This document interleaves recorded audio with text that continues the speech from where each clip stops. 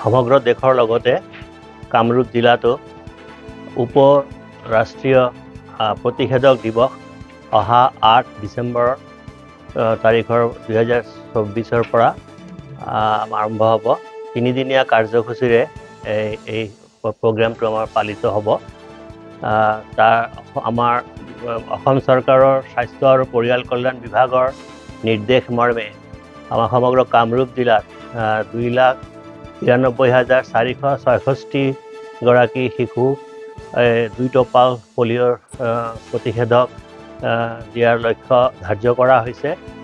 তাৰ উপৰিও আমাৰ চুবুৰীয়া আমাৰ ৰাজ্যৰ পৰা বা অঞ্চলৰ পৰা যিসকল শিশু আমাৰ বাছ বা অন্যান্য যান বাহনেৰে যাতায়াত কৰিব বা আমাৰ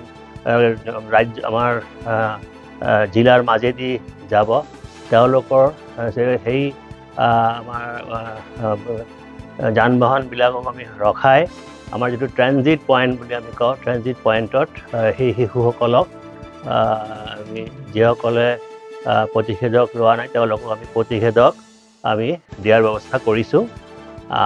আমাৰ কামৰূপ জিলাৰ টাৰ্গেট 2,93,466 গৰাকী। স্বাস্থ্যকৰ্মী আমাৰ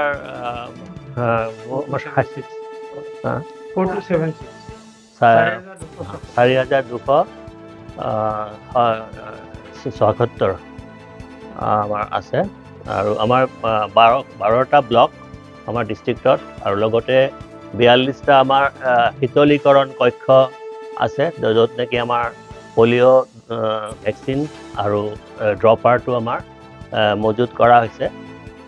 আৰু আমাৰ বিভিন্ন আমাৰ যিখিনি যিখিনি অবজাৰভাৰ থাকে বা আমাৰ যিখিনি ব্লকত আমাৰ খণ্ড প্ৰাথমিক স্বাস্থ্য বিষয়া লগতে অন্যান্য চিকিৎসা বিষয়া লগতে আমাৰ স্বাস্থ্যকৰ্মীসকল আৰু আমাৰ লগতে আমাৰ NHMৰ বিষয়াসকলক লৈ আমি মনিটৰিং টিম আমি গঠন কৰিছোঁ। নমস্কাৰ।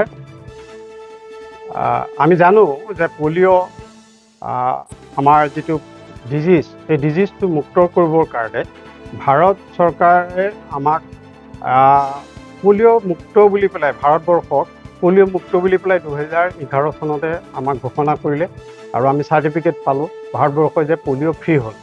তৎসত্ত্বেও আমি আমাৰ ৰুটিন ইমিউনাইজেশ্যন যিটো টীকাকৰণ ব্যৱস্থা আছে, সেই টীকাকৰণত পলিঅ'ৰ 2 টোপাল আমি সদায় খুৱাই আহিছোঁ। তাৰ উপৰিও আমি ভাৰত চৰকাৰৰ তথা অসম চৰকাৰৰ নিৰ্দেশ মৰ্মে আমি পলিঅ'টো